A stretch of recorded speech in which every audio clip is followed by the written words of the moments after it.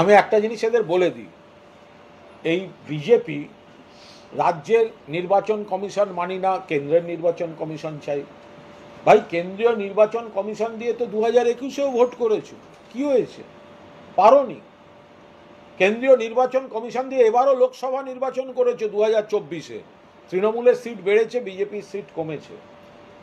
তৃণমূল কংগ্রেস মমতা বন্দ্যোপাধ্যায়ের নেতৃত্বে মানুষের মনে আছে, মনে মনে, জনতার আদালতে, জনতার দরবারে, মানুষের সুখ দুঃখে, শীত গ্রীষ্ম বর্ষা, বাংলার বুকে মমতা ব্যানার্জি ভরসা। তোমরা রাষ্ট্রসংঘ থেকে সেনা এনে করলেও যে মানুষটা বুথে যাবে সেই মানুষটা মমতা ব্যানার্জির প্রার্থীকেই ভোট দেবে। যিনি কন্যাশ্রী পান, যিনি লক্ষ্মীর ভাণ্ডার পান, যিনি কৃষক বন্ধু পান, যিনি স্বাস্থ্যসাথী পান, যিনি গ্রামের পাকা রাস্তায় হেঁটে যান, যিনি গ্রামের নদীর উপর নতুন সেতু দিয়ে যান, যারা করোনার সময় সমস্ত রকম সাপোর্ট পেয়েছেন, যারা বিনামূল্যে খাদ্য, স্বাস্থ্য, শিক্ষার সমস্ত সুযোগ পান, যারা সেলফ হেল্প গ্রুপে অসংখ্য মহিলা যারা আত্মনির্ভর হয়ে উঠছেন।